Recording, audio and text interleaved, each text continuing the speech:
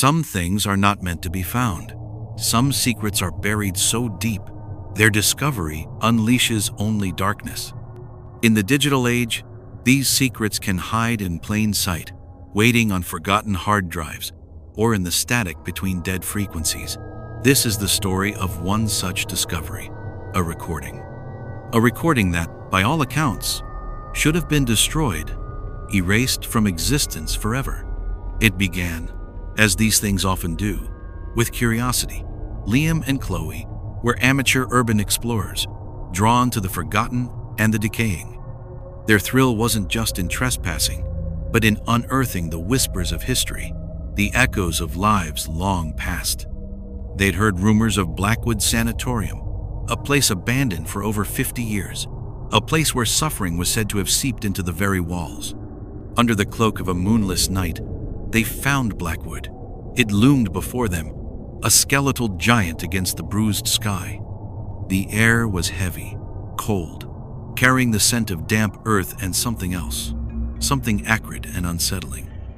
Armed with flashlights and a digital audio recorder, they slipped through a broken window, their breath misting in the oppressive chill.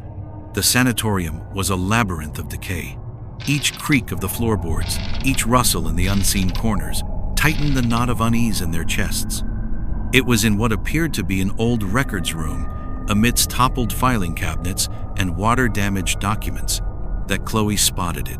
A small, rusted metal lockbox, almost hidden beneath a pile of fallen plaster. It was surprisingly heavy. Back in the relative safety of their car, adrenaline still pumping, Liam managed to pry the lockbox open. Inside, nestled on faded velvet, was not gold or old currency, but a single, unassuming cassette tape. Its label was handwritten, faded, the ink blurred, but they could just make out two words: session notes. Later that night, back in Liam's apartment, they decided to listen. The initial sounds were what one might expect from an old recording in such a place. Static, hum, the distant, indistinguishable murmur of voices. But then, a clearer voice emerged. A man, calm, professional, subject exhibits increasing agitation, he'd say, followed by a low guttural moan, seemingly from someone else. They listened for hours, transfixed. The sessions became more disturbing. The calm doctor's voice would occasionally be interrupted by chilling whispers that seemed to come from no one on the tape, whispers that defied the acoustics of the recording.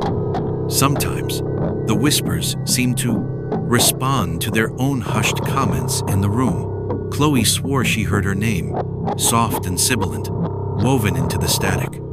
Then came the most terrifying part. After a particularly violent outburst recorded on the tape, screams, thuds, then silence, the doctor's voice returned, but it was different, strained. And then another voice. It sounded impossibly like Liam's own father, who had passed away years ago, asking, "Liam, are you listening, son?" Liam ripped the headphones off, his face ashen. The voice on the tape was a perfect imitation. They tried to stop, to destroy the tape, but an insidious curiosity, a morbid compulsion, kept drawing them back. Sleep became a luxury. When they did drift off, nightmares plagued them. The sanatorium, the whispers, the mimicking voices, they grew gaunt, paranoid.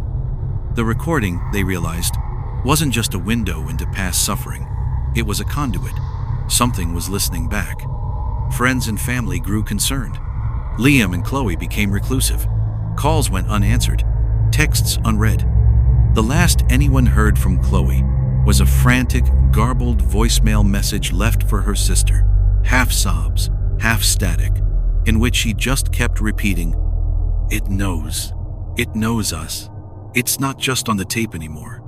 When authorities finally entered Liam's apartment after a wellness check, it was empty. No signs of struggle, no forced entry, just the lingering scent of fear and ozone. And on the desk, the cassette player, tape still inside.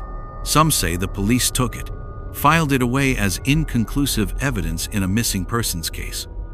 Others whisper that the tape simply vanished, only to resurface elsewhere, waiting for new ears. Because some recordings aren't just echoes of the past, they are invitations. And some doors, once opened, can never truly be closed.